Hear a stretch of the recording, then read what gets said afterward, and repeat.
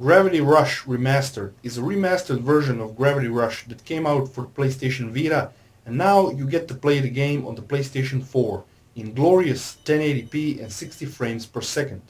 It really looks amazing and it plays better than the original Vita version. The story revolves around a girl called Cat. You have a fictional cat that grants you power like the ability to manipulate gravity at your will. You'll meet a lot of interesting characters and explore a beautifully made city. Generally, I don't like to go into the aspects of the story too much because I don't want to spoil anything to you. I will say, however, that the story is kind of like a fairy tale, and it fits the game very well, and the story is actually pretty good. It's told to you primarily through a comic book slide system, if that makes any sense to you. Graphics are pretty awesome in Gravity Rush.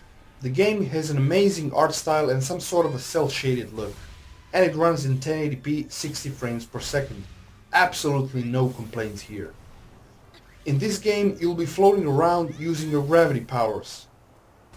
The controls translate well from the PlayStation Vita.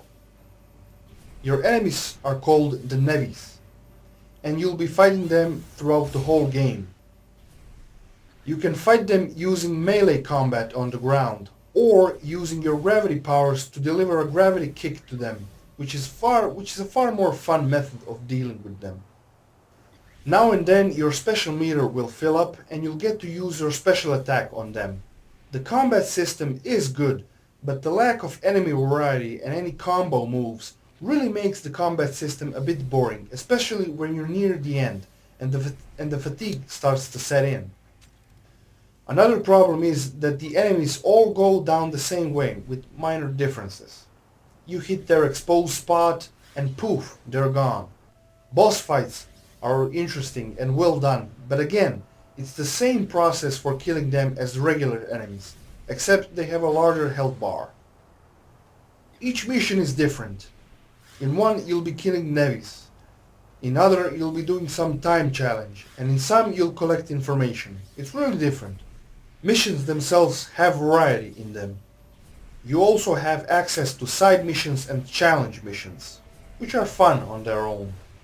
Gravity Rush features an upgrade system in which you can upgrade your abilities using gems you collect in missions or in free roam during city exploration. This is a really fun game with interesting missions and a great story, but there's one big problem. The game is way too easy. On my playthrough I haven't died once. Not fucking once. Personally, I don't like overly hard games like Dark Souls, but I also don't like it when it's easy like this. And it's really fucking easy. And there's no difficulty select. It's universal. I finished the game somewhere around 7 hours, but if you do side missions and challenge missions, you could end up somewhere around the 13-hour mark. Gravity Rush is a good game with a good story and art style, but its repetitive combat and too easy gameplay prevent it from being truly a masterpiece. Score 7.5 out of 10.